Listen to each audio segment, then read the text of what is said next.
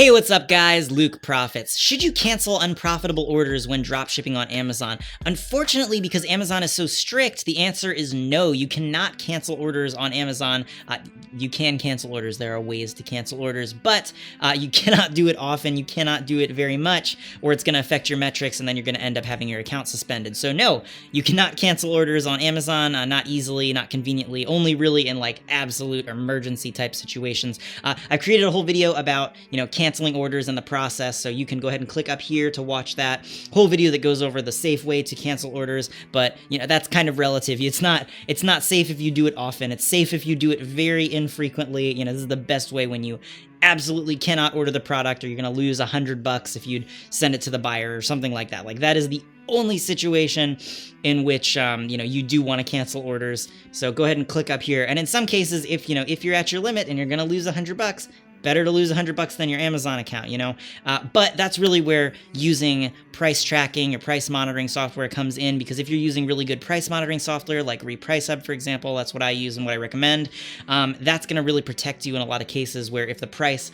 from your supplier raises up and then, you'd be losing money on filling the order, since the price monitoring software catches that price change and then updates it in Amazon for you, you're not really going to have many of those situations ever happen. So price monitoring software is very important. Like I said, 𝒮𝑜𝓃𝒾𝓃𝑔 is what I use. I'll put a link down there, 30% off your first month if you want to use that, and I'll put it on the screen too if you want to type that in.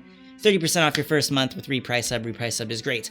So yes, canceling orders might surprise you a little bit, right? But it's just because Amazon is so freaking strict. I made a whole video about this topic for eBay, and on eBay, of course, the answer is yeah, cancel orders, absolutely. Don't fill unprofitable orders. Why would you want to? eBay doesn't really penalize you for it as long as you select that the buyer has to cancel. I made a whole video about this for eBay, so it might be surprising to some of you that, for Amazon, you do have to fill those orders, lose the money on the orders. The way you really have to think of it, though, is more like a selling fee or something like that.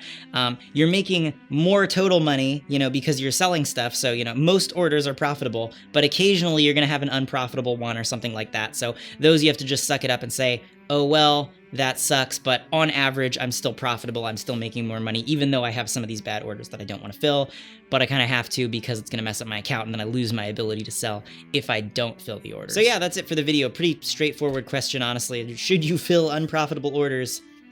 Yes, unfortunately, with Amazon, because they're so strict about the metrics, yes, you should fill them, because you can't cancel many. If you do need to cancel them, follow this video, because it'll show you, the best way to do it.